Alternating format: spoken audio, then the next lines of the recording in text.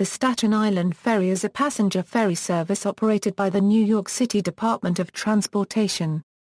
It runs 5 miles in New York Harbor between the New York City boroughs of Manhattan and Staten Island. The ferry operates 24/7. Description: The ride equals. The ferry departs Manhattan from the Staten Island Ferry Whitehall Terminal at South Ferry, at the southernmost tip of Manhattan near Battery Park. On Staten Island, the ferry arrives and departs from the St. George Ferry Terminal on Richmond Terrace, near Richmond County's Borough Hall and Supreme Court. Service is provided 24 hours a day, 365 days a year, and is punctual 96% of the time. The Staten Island Ferry has been a municipal service since 1905, and currently carries over 21 million passengers annually on the 5.2-mile run. While trips take 25 minutes, service usually runs every 30 minutes most hours of the day and night, with more frequent service during peak times. The ferry is free of charge, though riders must disembark at each terminal and re-enter through the terminal building for a round trip to comply with Coast Guard regulations regarding vessel capacity and the use of place-holding optical turnstiles at both terminals. For most of the 20th century, the ferry was famed as the biggest bargain in New York City. It charged the same $1 fare as the New York City subway, but the ferry fare remained a nickel when the subway fare increased to 10 cents in 1948. In 1970, then-Mayor John V. Lindsay proposed that the fare be raised to 25 cents, pointing out that the cost for each ride was 50 cents, or 10 times what the fare brought in. On August 4, 1975, the nickel fare ended and the charge became 25 cents for a round trip, the quarter being collected in one direction only. The round trip increased to 50 cents in 1990, but the fare was eliminated altogether in 1997. While the ferries no longer transport motor vehicles, they do transport bicycles. There are 2 bicycle entrances to the ferry from either borough. The bike entrance is always on the first floor so bicyclists can enter the ferry from the ground without needing to enter the building. The ground entrance is also reserved exclusively for bike riders. Cyclists must dismount and walk their bicycles to the waiting area and onto the boat, and bicycles must be stored in the designated bicycle storage area on each boat. Cyclists are subject to screening upon arrival at the ferry terminals. Bicycles may also be taken on the lowest deck of the ferry without charge. In the past, ferries were equipped for vehicle transport, at a charge of $3 per automobile.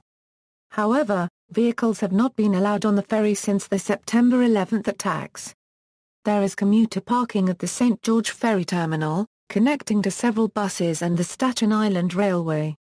On the Manhattan side, the new Staten Island Ferry Whitehall Terminal, dedicated in 2005, has convenient access to subways, buses, taxis and bicycle routes. The ferry ride is a favorite of tourists to New York as it provides excellent views of the lower Manhattan skyline and the Statue of Liberty at no cost to riders. The ferry runs 24/7, with service continuing overnight.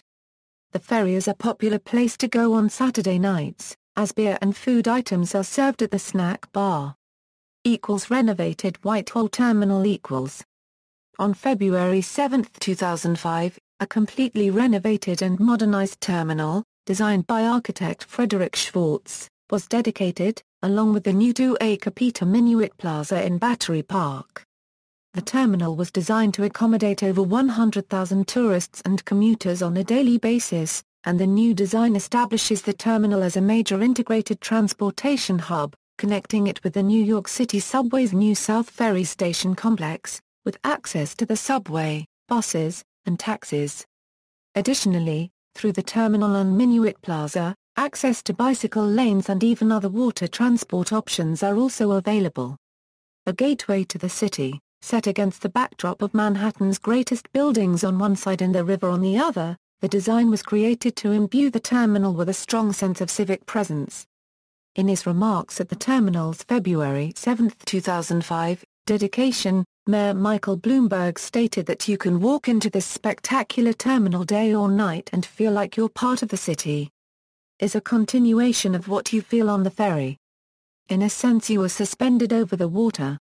Described as an elegant addition to The city's architecture, the transit hub was described by a Newsday editor as so beautiful that it had become a tourist attraction in its own right, with the panorama of Lower Manhattan from the top of the escalators, the vast windows framing the Statue of Liberty, the upstairs deck with views of the harbor.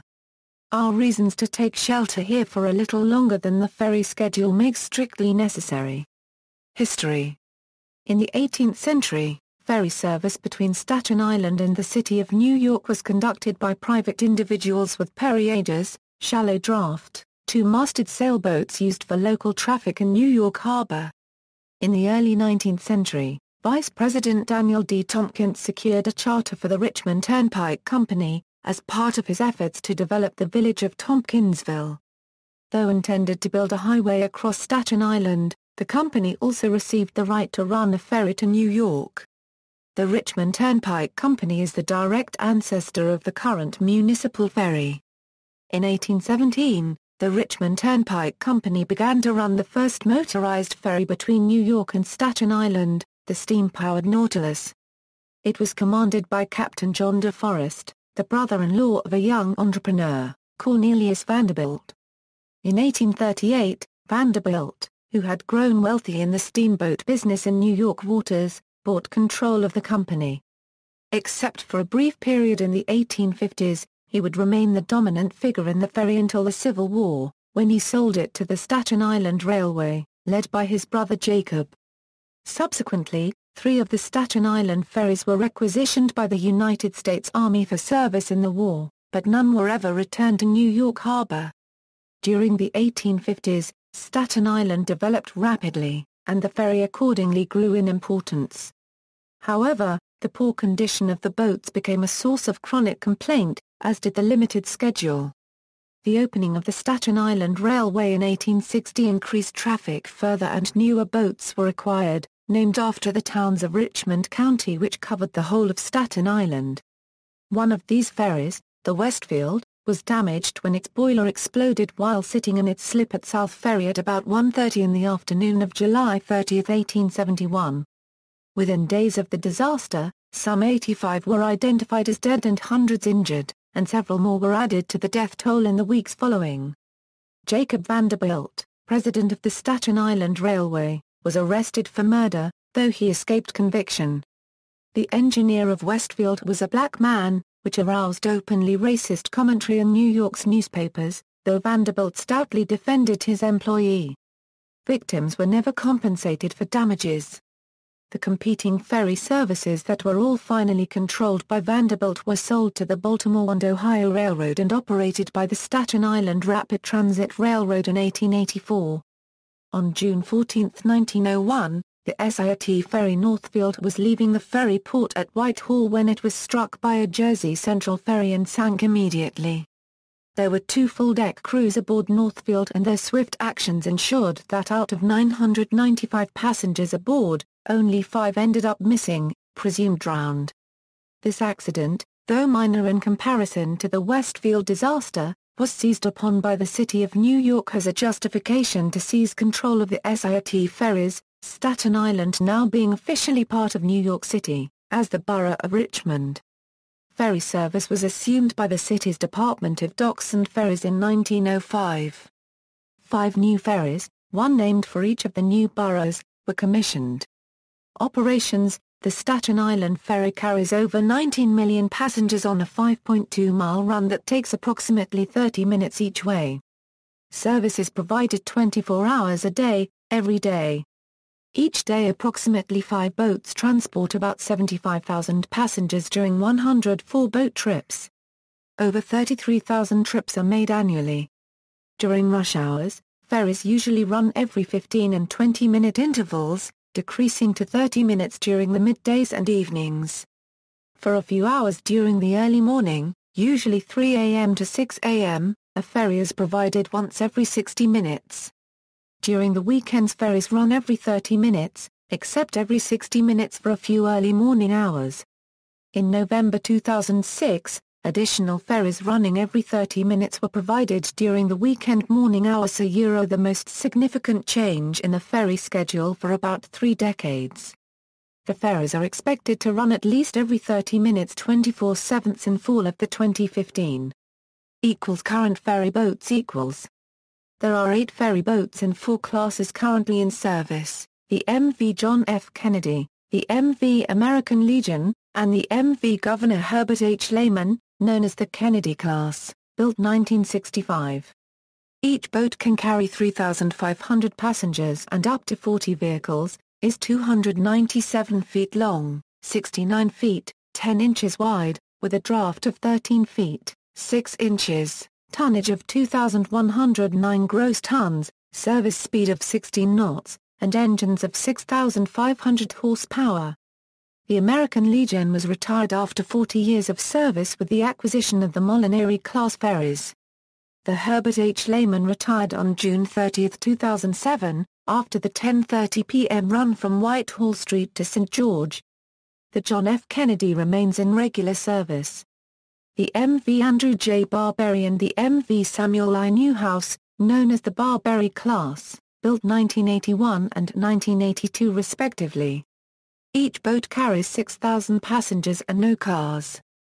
The boats are 310 feet long, 69 feet, 10 inches wide, with a draft of 13 feet, 6 inches, tonnage of 3,335 gross tons, service speed of 16 knots, and engines of 7,000 horsepower. The MV Alice Austin and the MV John A. Noble, known as the Austin class, built 1986. Each boat carries 1,280 passengers, and no cars. The boats are 207 feet long, 40 feet wide, with a draft of 8 feet, 6 inches, tonnage of 499 gross tons, service speed of 16 knots, and engines of 3,200 horsepower. Alice Austin was a Staten Island photographer. John A. Noble was a Staten Island marine artist. Austin-class vessels usually operate late at night and into the early morning, when ridership is considerably lower, to consume less fuel. Either the MV Alice Austin or the MV John A. Noble will convert its fuel from low-sulfur diesel to liquefied natural gas in an effort to halve fuel consumption and reduce greenhouse gas emissions by 25%. The MV Guy V. Molinari, MV Senator John J. Marchi, and MV Spirit of America, known as the Molinari class, carry a maximum of 4,500 passengers and up to 40 vehicles. Built by the Manitowoc Marine Group in Marinette, Wisconsin, they are designed to recall look and ambience of the classic New York ferry boats. The first of the 3 ferries, named for Guy V. Molinari, a former member of the United States House of Representatives for Staten Island District and later a borough president of Staten Island, arrived on schedule, September 27, 2004, and entered service in 2005. The second ferry was named for State Senator John Marchi, who represented Staten Island for 50 years. The third ferry, Spirit of America, was to be put into service on October 25, 2005, to celebrate the 100th anniversary of the municipal takeover of the Staten Island Ferry from the B&O Railroad. However, mechanical problems on the Molinari-class ferries and legal proceedings kept it sidelined at the Staten Island Ferry's St. George maintenance facility until its maiden voyage on April 4, 2006. The Marine Group also will build 2 similar-sized boats. Out-of-service ferry boats equals, the 3 steamboats, completed in 1950 and 1951 at Bethlehem Steel Company's Staten Island Yard, were named Private Joseph F. Morrell, Cornelius G. Koff and Verrazano, the last named an unusual spelling, with a double ZAR unregistered trademark for the Florentine navigator-explorer Giovanni de Verrazano. The trio shared a length of 269 feet, gross tonnage of 2,285, capacity for 106 passengers and a vehicle deck for cars, vans and small trucks. Out-of-service New York ferries have not always ended their careers as ferries. The SS Cornelius Koff and the SS Private Joseph Morrell, temporarily housed prison inmates for 15 years at Rikers Island. Both vessels were scrapped in 2004. The SS Mary Murray also ended its life as a floating wreck within view of the New Jersey Turnpike. It was partially broken up for scrap in 2008. The MV Governor Herbert H. Lehman was sold at auction by the city in 2008, and as of late 2013, she was being scrapped at Steelways Shipyard in Newburgh, New York. Incidents: there have been some incidents during the Staten Island Ferry's lifetime. On February 8, 1958, the Dongan Hills was hit by a Norwegian tanker Tynefield, and 15 people were injured. On November 7, 1978, the American Legion crashed into the concrete seawall near the Statue of Liberty ferry port during a dense fog, causing 173 people on board to be injured. On May 6, 1981, at 7:16 a.m. EDT, the American Legion en route from Staten Island to Manhattan with approximately 2,400 passengers aboard, was rammed, in dense fog, by the MV Orchid, a Norwegian freighter inbound from sea to a berth in Brooklyn. The ferry boat was damaged from below the main deck up to the bridge deck, and 71 passengers were treated for injuries, 3 of whom were hospitalized. The absence of a gyro compass, which could have supplemented existing radar capabilities in aiding the ferrymaster about pending collisions, was noted in the February 18, 1982 report by the National Transportation Safety Board. On July 7, 1986, a deranged man, Juan Gonzalez, attacked passengers with a 2-foot sword. 2 were killed and 9 were injured. On April 12, 1995, the Andrew J. Barberry rammed its slip at St. George due to a mechanical malfunction. The doors on the saloon deck were crushed by the adjustable aprons, which a quick-thinking bridgeman lowered to help stop the oncoming ferry boat. Several people were injured. On September 19, 1997, a car plunged off the John F. Kennedy as it was docking in Staten Island, causing minor injuries to the driver and a deckhand who was knocked overboard. On October 15, 2003, at 3:21 p.m. EDT, the Andrew J. Barberry collided with a pier on the eastern end of the St. George Ferry Terminal, killing 11 people, seriously injuring many others, and tearing a huge slash through the lowest of the 3 passenger decks. After repairs, the Barberry quietly returned to service July 1, 2004. On March 7, 2004, the New York City Medical Examiner's Office reported that actor-performer Spalding Gray's body was discovered by 2 men and pulled from the East River. It is believed that Gray committed suicide by jumping off the Staten Island Ferry. On July 1, 2009, at 7:09 p.m. EDT, the John J. Marchi lost power, and hit a pier at the St. George Terminal at full speed, resulting in 15 minor injuries. The boat was cited as having a history of electrical problems since being put into service in 2005. On May 8, 2010, at 9:20 a.m. EDT, a Staten Island ferry, the Andrew J. Barberry again hit the dock at the St. George Ferry Terminal with 252 passengers aboard. As the ferry approached the dock, the reverse thrust failed to respond and the boat could not slow down. A total of 37 people were injured. In popular culture, songs, Song for Sharon, a song by Joni Mitchell, mentions the ferry. The ferry is mentioned in the Billy Joel song Everybody Loves You Now from the album Cold Spring Harbor. The cheap price of the ferry, You Only Got a Nickel, it's the Staten Island Ferry is mentioned by Bob Dylan in the song Hard Times in New York Town. TV shows, the Staten Island Ferry is featured in Sex and the City. The ferry is shown in the opening credits of Late Night with David Letterman. Season 5 Episode 12 of I Love Lucy is titled Staten Island Ferry. In that episode, Lucy and Fred ride the ferry. In Semi-Detached, an episode of Law & Order, Criminal Intent, a radio DJ commits suicide inside the ferry. The Law & Order episode The Dead Wives Club also takes place on the ferry.